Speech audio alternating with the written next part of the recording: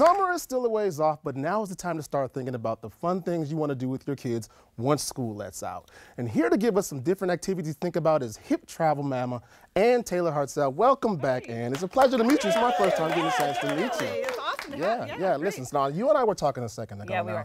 I have an army of kids. Yes. I have 4 kids, and I know summertime is right around the corner, and they're always screaming about, we don't have anything to do, we're so bored. We're bored. I want to play video games. Exactly, like it's my fault, and apparently it is my fault. So I need to find some ideas on how I can get them engaged in some fun things that also keep them active physically and mentally. Okay, awesome. So I've got a few ideas. One, we only get 18 summers with our kids, so it really puts it into priority. True. You know, clarity, what we need to do. So hopefully we only get 18. Hopefully right? 18, right? Or they might come back after college. You never know. So, but I say mix in fun with learning. So there's a lot of local camps you can get that you know, through the YMCA or through a great resource is parentmap.com. They have a list of Seattle area camps as well. You can also do at the Microsoft store and the Apple store to give them some tech skills. They do free classes there. We have lots of things like that. Apple, Microsoft. Do they, you know, have anything in like Amazon, maybe even? Yeah, possibly. Yeah, I'm not sure, but I know for sure the Microsoft stores and Apple stores at the mall, they have classes all summer long. So there's one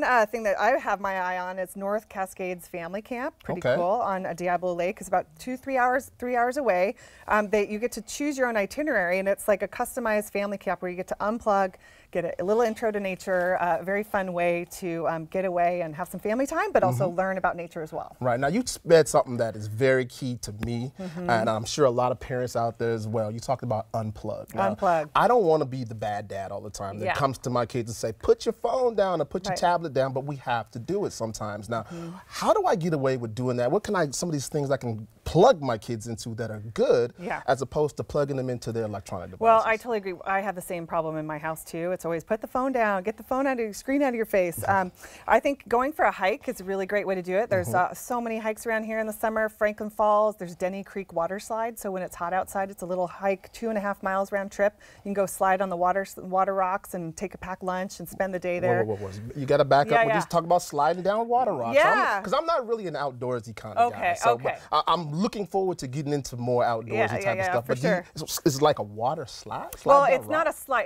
It's a natural rock formation with a water over it, and you basically can kind of slide down it. It's very kind of like low the key. Goonies. Yeah, the well, Goonies, a little right? bit, yeah, with a little less, intensity. Very, very kid friendly. There's also camping, right? So if you're not an outdoor guy, you can find some glamping. That is my kind of camp too, where you get the fancy. Well, there's a place up called Lakedale Resort up in on the San Juan Islands. You can basically have a full meal and a canvas tent and sleep in a bed. So That's for people like right you up my alley. That is right up my alley. Yep. So lots of camping opportunities. You can go to reserveamerica.com to get some ideas of campsites. Okay. Now, also, like I talked about, I don't want to be the bad dad. Nobody wants to be the bad parents. And I know a lot of times we as parents, we say, okay, listen, this is what we're going to do this summer. We're going to the Tulane Festival. I'm not saying that that's bad or anything, but maybe your kids might not want to go there. What do you think about making it a family plan?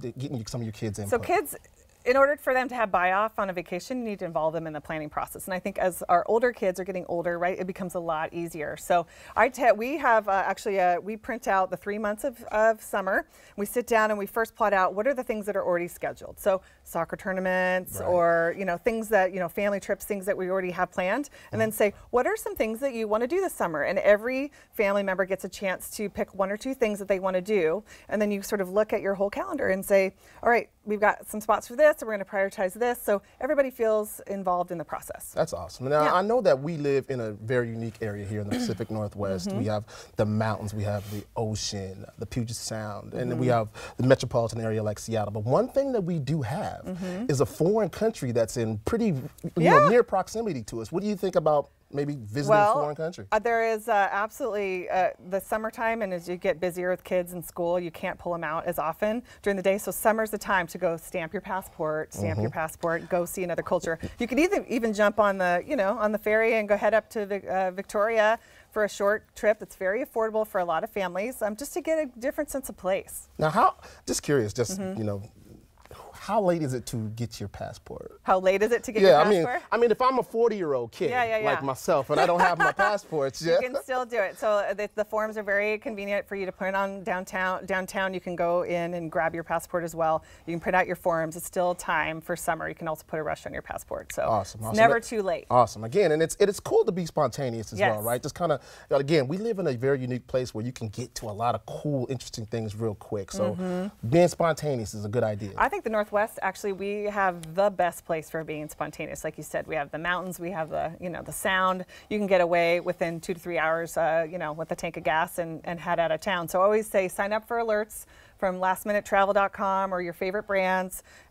Don't be afraid to take a last-minute road trip. There's always opportunities for spontaneous vacations, and especially now, we need it to take a little time and unplug, as we talked. Absolutely. I am the king of spontaneous because I'm not really good at making plans. But there's another great activity that you can do with your family, and that's making puzzles. Check it out. Ravensburger is one of the top puzzle makers with unique jigsaw options for every age and skill level. They've got all sorts of puzzles from classic images, beautiful scenery, pop culture, and character favorites.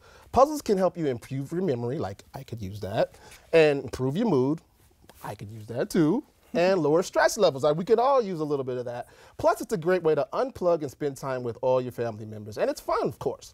So a bonus for today's studio audience, you are all going home with this Ravensburger puzzle. Oh, yeah. That's right. You get a puzzle. You get a puzzle. Everybody gets a puzzle.